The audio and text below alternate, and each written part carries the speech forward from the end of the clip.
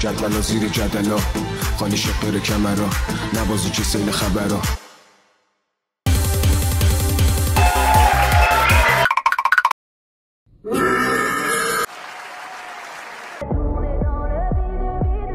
هرچی بیشتر دست بزنید دیرتر میرید.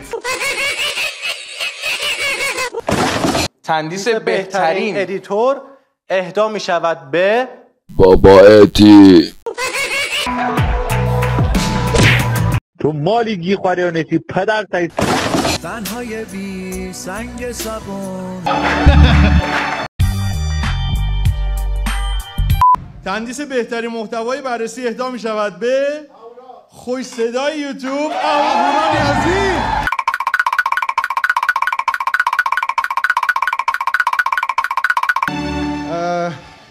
نات کوین کی پول میشه؟ هیچ وقت.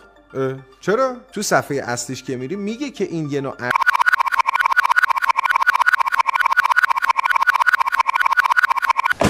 تندیس خنده‌دارترین لحظه استریم اهدا می شود به آقای امیر ایزد. گل آفساید اماپه. وقتی طرفدار استقلالی از امیر ایزد.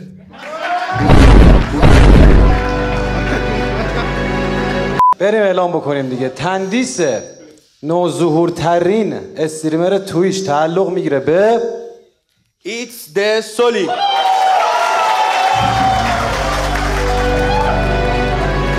تندیس نوظهورترین استعداد یوتیوب میرسه به بنیامین. همون چون ماچ نداده نمیذارم بریم. تنهای بی سنگ سبون خونه سرد و